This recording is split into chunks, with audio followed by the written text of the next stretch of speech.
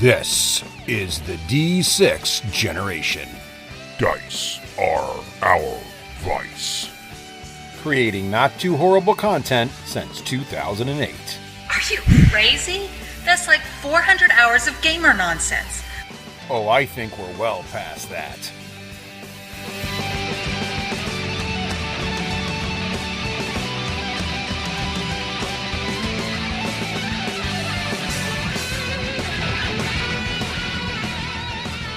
Well, hello there.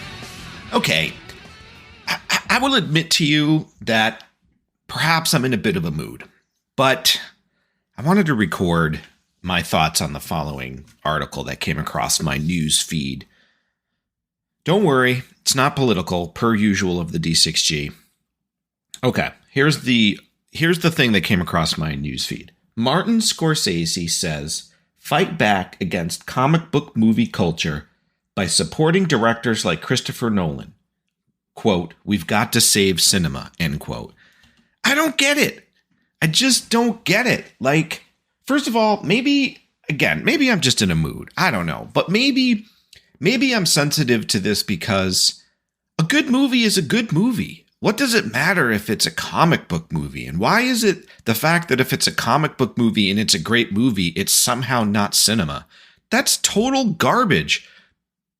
I love Martin Scorsese films. He's fantastic, as is Christopher Nolan, as is Quentin Tarantino.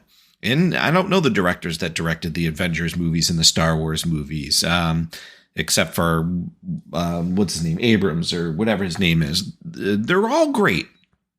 All those movies are great. I don't get why it has to be exclusionary. Like only if it's some, Art Deco, neo-Gothic, Neolithic, post-prehistoric, artsy concept, then it's cinema. And obviously I just randomly threw a bunch of words together that are nonsensical. But, maybe I'm prickly with this because, comic book cinema in our brains of the kids that grew up in the 80s was reading comics. And then we would imagine that in our mind. And that's what made reading comics so much fun. And X-Men and Spider-Man and the Hulk and Hawkeye and Green Lantern and Batman and all the comics that we just thought were cool when we were kids. I never read Green Lantern, but I like Ryan Reynolds. So, it's like that's what the cinema was. And then all the way up to whatever the first movie that was the breakout hit, probably Iron Man. I'm sure you guys out there will be like, actually, the first popular comic book movie was X fill in the blank. But for me, it was maybe Iron Man was when I remember non-comic book dads at the football fields and stuff when I was there with the kids and the sports, and they'd be talking about the movie and it was a great movie, and all the movies that have come after that are great movies. And so why the heck is it? Because it's not The Departed, which, by the way, is another great movie. So it's not The Departed. So, how would Scorsese feel if all the, comic book directors and comic book actors were like, that's not a real movie? I mean, it has all stars in it, too. It's totally star-studded. If you haven't seen The Departed, it's a fantastic movie. So I don't know, maybe it is political in that there has to be two different sides. Like, what if there wasn't two different sides? What if it's just we were people that liked watching movies of all different kinds? What if it was just that? And it wasn't that if you watched superhero movies, that meant one thing. And if you don't watch superhero movies, that means another thing.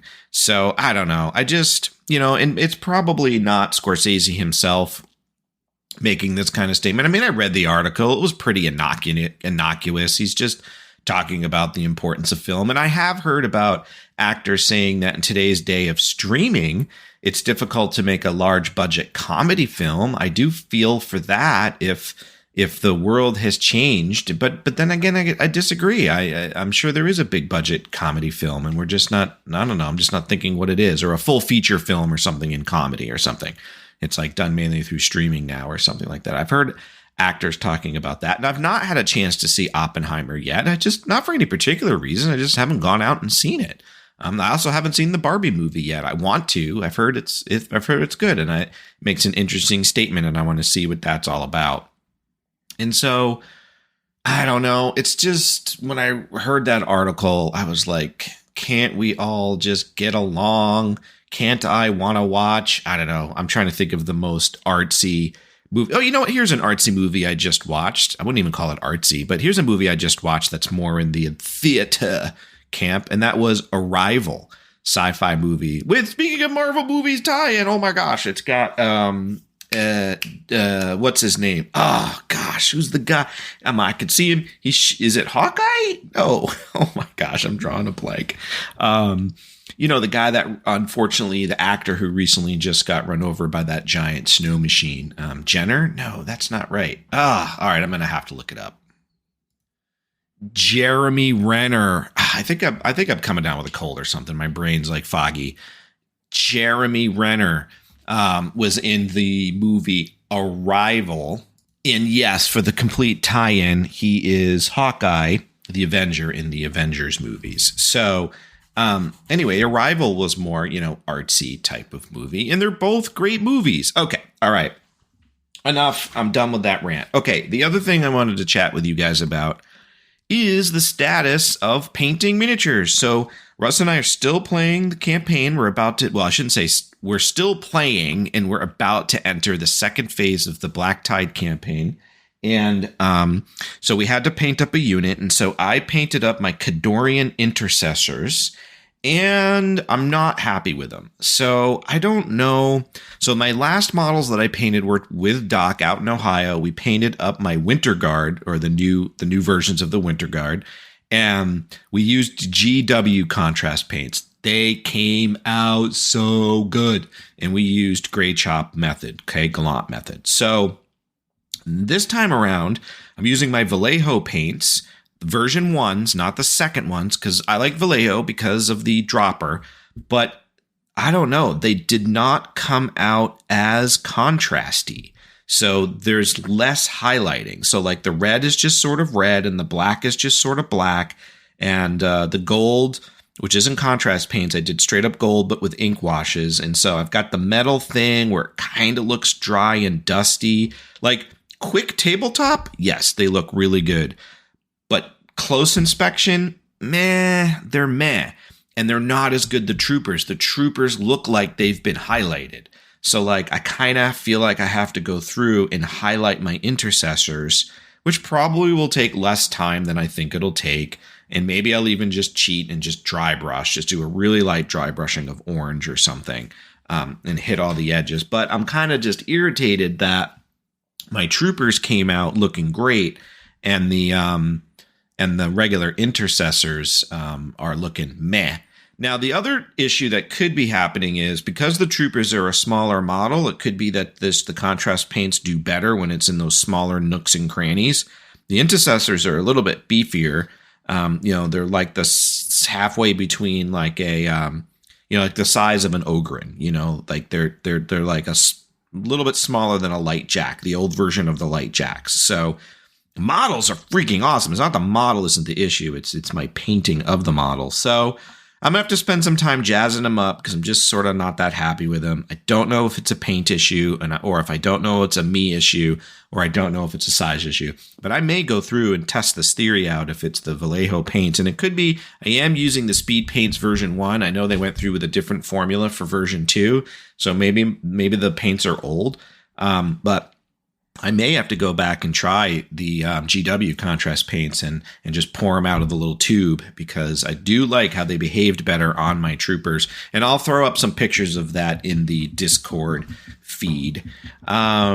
Mini game status. Yeah, so I wanted to give you an update. So since you've heard the sound of my voice, I have received a gift from my good friend Doc, the Brine Blood Marauders, the new Mach 4 faction for War Machine, and they are awesome. The models are so sweet. I wanted to get another Mach 4 faction.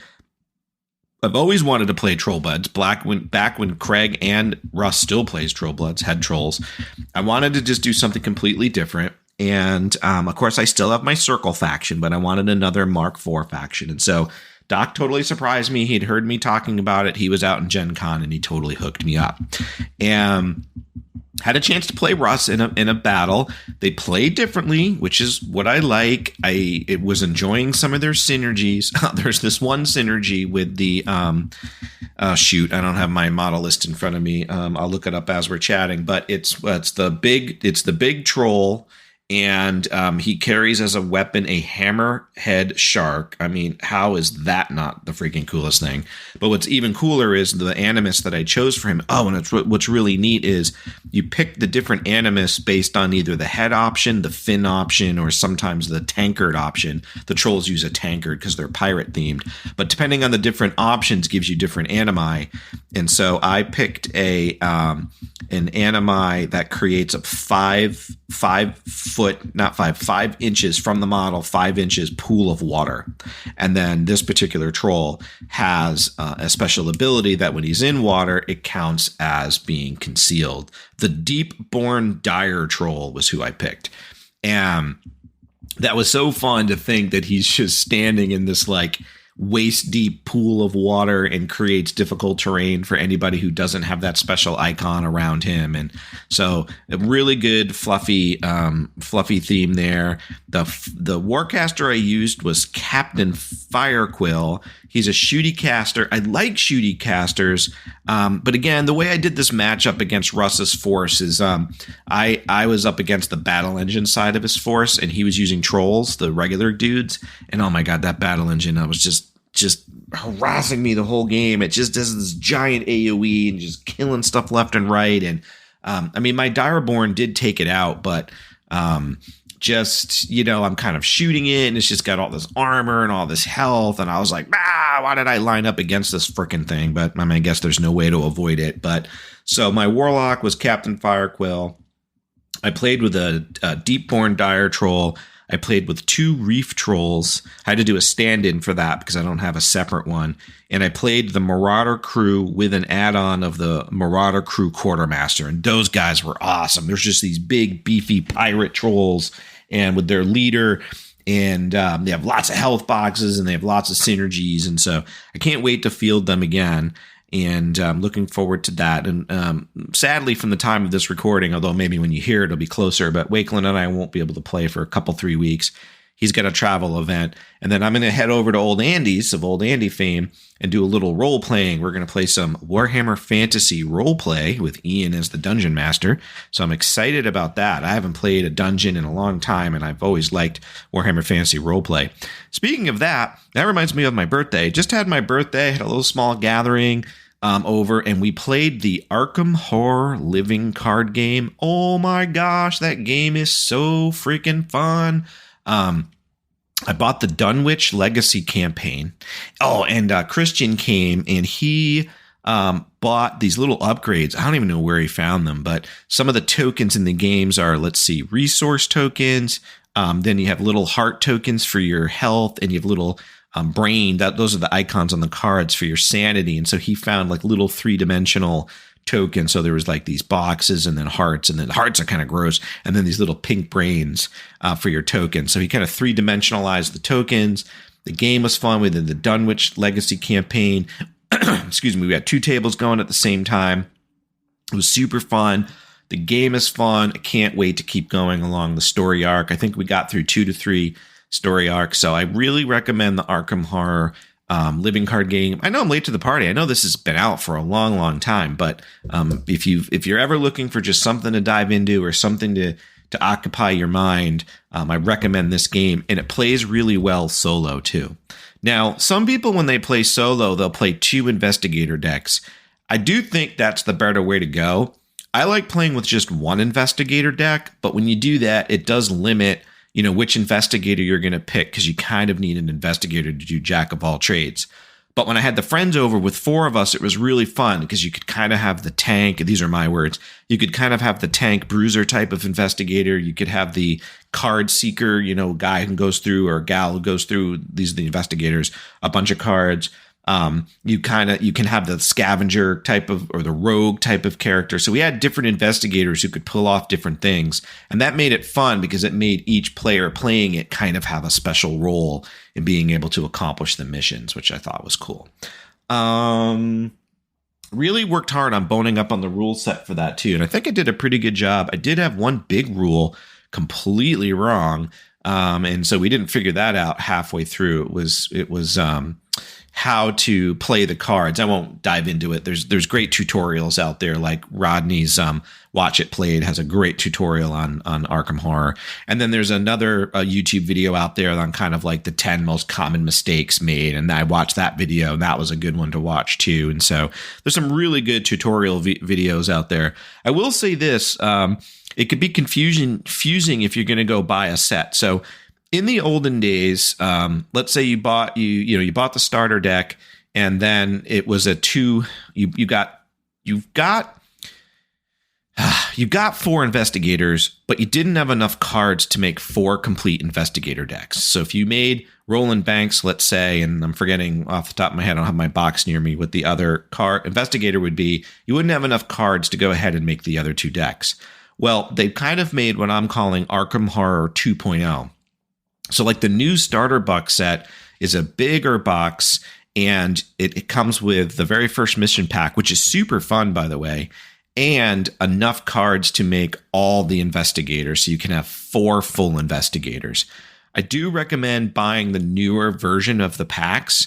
And so, for example, the Dunwich Legacy campaign, pay attention. If you see it for like less than $40, or, it's like $20, you might be buying the older version, where Fantasy Flight Games back in the day, if you'll remember, the whole point of a living card game is they would release booster packs as you went along. Now, these are not blind purchase, so you knew what you were buying, but let's say it was Dunwich Campaign Legacy Mission 1, and then let's say a month later it was Mission 2, and so on and so forth. Now, I don't know if it was a month later. I don't know how they initially released. But now what they've done is you can buy the Dunwich Legacy Campaign box, which is what I bought, and it comes with all of the missions already pre-built in there. Not pre-built, but pre-packaged and all. You don't need to get any additional stuff. And actually, I think they are pre-built, to be completely honest with you. They're shrink-wrapped already into their mission decks, which makes it easier. And there's some nice little box control storage in there, so all you need is little card dividers, and you're good to go. And it fits the storage for the starter box too. So if you were like me, I had the starter box from like 3, 4, 5 years ago, and it was totally valid. And then I just bought the Dunwich Legacy campaign, and I loved it so much that I then bought the Dunwich Investigator box. And so I want to warn you about that too, because it can be tricky. And those are new investigators set in the setting of the Dunwich Legacy storyline. Now, they all can play in all the different missions, but I wanted to beef up my decks to be able to have multiple decks be full decks at once. And so I just want to share that game was super fun. And then my local friend Sean, he also plays Arkham Horror. Unfortunately, he couldn't come to the birthday day, but I definitely want to reach out to him and do some Arkham Horror because I know he enjoys the game too. So I wanted to give you an update on that. And miniature games, yeah, so far still playing. Loving the heck out of War Machine. I love the app. I love all the new rules. I love what's going on. Did have a chance to play for Craig's birthday. Played the Star Wars game. What is that called now? Shatterpoint. That's what he's excited about. So that was fun to partake and be part of Shatterpoint. I'm not going to dive into that game anytime soon. It's not because it's a bad game. It's just because so many games, so little time. I'm just enjoying my War Machine fix. Let's see. As for computer games, been bouncing around between Baldur's Gate 3. Such a great game. If you're missing being in a D&D campaign, just play Baldur's Gate 3, man. They have done it. It's incredible. I've never played any of the other Baldur's Gates. And so this is they've outdone themselves. You really do feel like you're in a campaign and the computer kind of is the dungeon master, and it's just fantastic. And then for my MMO, bouncing around between Latro, they came out with a new expansion with a new Mariner class. Not played the new class, but they came out with premium housing for Hobbit holes. So I was excited about that. So I did jump in there and grab myself a premium Hobbit hole, which I'm able to get at some sort of deal because I'm a lifetime member of Lord of the Rings Online. But then I'm part of a guild, an internet guild, and I heard some people talking about Ice Crown Citadel is launching for WoW, Wrath of the Lich King. Now, I didn't play WoW back in the day, so everybody's going nerd bonkers over ICC. I don't even know what that means. I mean, I know what it stands for, but I've never been in any of the content before. So I heard people talking about that, and I said, you know what? I miss my MMO time, so I went on the Horde side, which I've never played consistently before, and there's some good activity in my guild, and so I went on the Horde side for Wrath of the Lich King, and boosted a druid, which means got him up to level 60, right? Or is it level 70? Yeah, 70. And then I'm grinding him up to level 80. But they've got the Joyous Journeys buff going on in the game, so my experience is doubled. Went ahead and bought a couple heirlooms, so now my experience is boosted even more. Oh, and on top of that, what's really cool is when Classic relaunched, the WoW token was not authorized. What the WoW token lets me do is spend real money, buy a token from Blizzard, and then sell that token in the auction house to get gold in the game. And then the person who buys the token gets game time. So I was able to get some gold. I was able to purchase some epic flying, which I've never had. So now I can zip all around on my flying mounts. So I've been having a good time because they're enabling me to use real money to get some gold. So I don't have to spend time grinding and selling and stuff just to be able to fly faster like everybody else and their sister can. And I'm having a good time leveling up my druid. Druid's a very powerful class. I have a druid in retail, but it's a balanced druid. And now what I'm doing is I'm doing feral druid. So I'm running around combating in cat form and can switch to bear form when I need to, which is pretty freaking cool. So I'm enjoying that.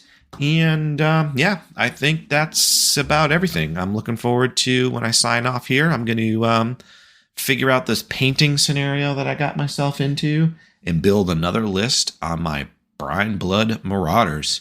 So, hey, thanks for listening for this Raef's Rant and Raef's Random Thoughts. And until next time, happy gaming.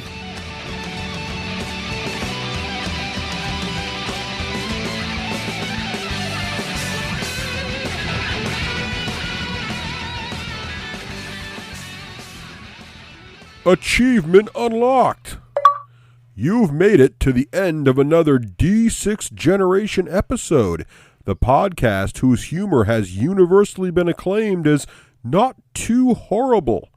Please let us know what you thought of the show by emailing us at info@the d6generation.com. If for some inexplicable reason you actually enjoyed this show, you can help others find out about it by leaving positive reviews on iTunes. Thanks for listening and happy gaming.